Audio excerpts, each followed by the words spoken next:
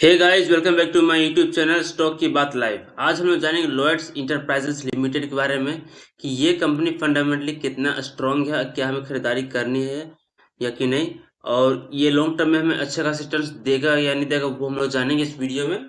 तो इस कंपनी का नाम है लॉयड्स इंटरप्राइजेस लिमिटेड, और इस कंपनी का मार्केट कैपिटलाइजेशन देखे तो देख सकते हैं 10,276 करोड़ की ये कंपनी है। और इस कंपनी का करेंट प्राइस चल रहा है 80 रुपये 80 पैसा, और इसका हाई जो लगा 96 रुपये 40 पैसे का, और लो जो लगा है 35 रुपये का।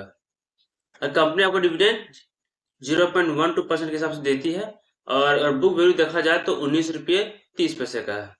स्टॉक का पी अगर देखा जाए तो 180 का है। एंड कंपनी का जो आर ओ ई देखा जाए तो 2.7 से कुछ खास नहीं है, एंड आर ओ सी 6.56% का है। कंपनी का कोई भी शेयर प्लेस नहीं है, बहुत ही अच्छी बात है। और कंपनी का अगर देखा जाए पिछले 3 साल का प्रॉफिट भी बहुत शानदार 97.6% का, और पिछले 3 साल का सेल ग्रोथ देखा जाए तो 215% का, ये बहुत ही शानदार है। यहाँ तक के जो आंकड़े इस कंपनी के, ये पता चल रहा है कंपनी बहुत ही अच्छी है और इन्वेस्टमेंट के लायक है।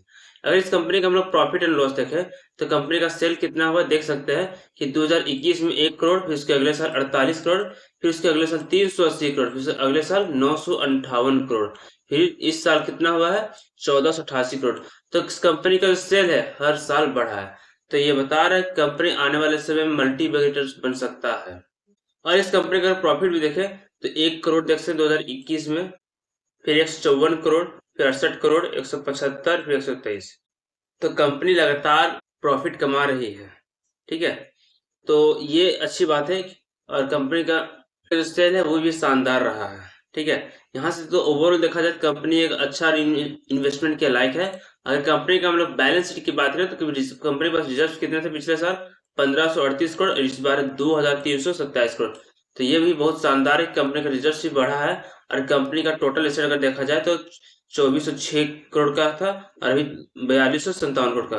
तो कंपनी का कुल संपत्ति भी बढ़ा है। तो ओवरऑल जान लीजिए ये एक मल्टी बैगर स्टॉक हो सकता है आने वाले समय में, क्योंकि कंपनी का कर्ज बहुत कम है इसके कुल संपत्ति के मुकाबले, इसीलिए। और कंपनी के प्रमोटर्स होल्डिंग की बात करें तो प्रमोटर्स पास 73.91% की होल्डिंग है, एफआई के पास 0.47% की होल्डिंग है। यानी एफआई ने अपनी होल्डिंग बढ़ाई है। देख सकते हैं कि मार्च 2025 में होल्डिंग कितनी थी 0.13%, और अभी एफआई के पास कितनी है 0.47% की होल्डिंग है। एंड डीआई ने भी अपनी होल्डिंग बढ़ाई है, क्योंकि डीआई के पास कितनी होल्डिंग थी 0.07, और अभी है 0.08।